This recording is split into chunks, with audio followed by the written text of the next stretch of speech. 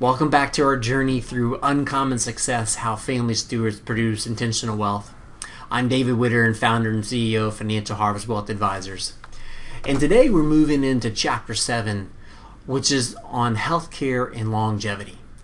These two subjects are some of the most difficult and challenging at times to discuss and think about and consider, because I think it really brings forth the facticity of life and also our humanness. But I invite you to think about these two areas of concern and two fundamental questions. The first with healthcare is, how do I maintain access to the highest quality of medical care so that I can maintain my health and my quality of life as I age?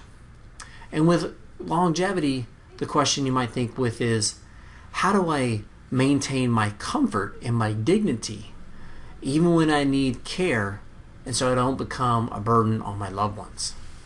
So let's look at some of the best practices when it comes to healthcare and longevity. The first one is communicating wishes.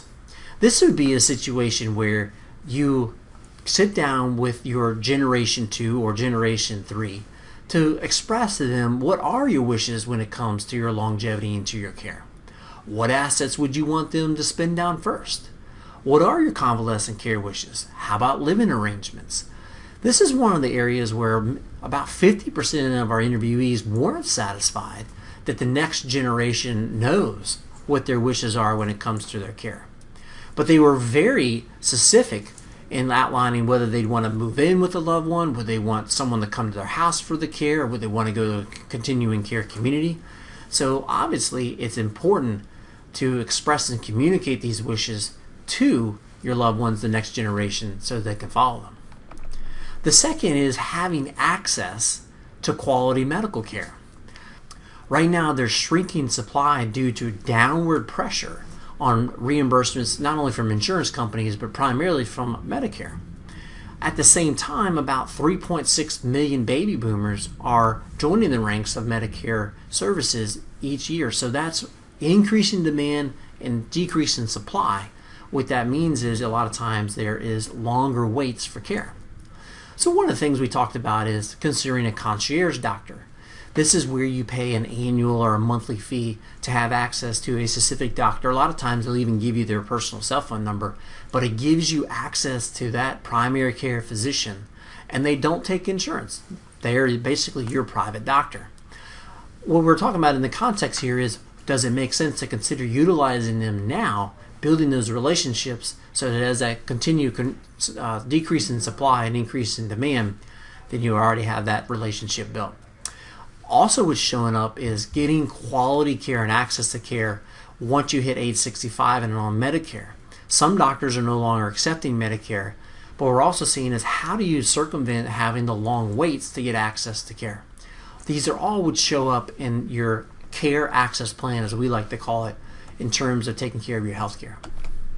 So let's go to our self-assessment checklist. The first would be is, have I had a family meeting, including my wealth advisor, to discuss these topics? The first one would be is, where are important documents stored?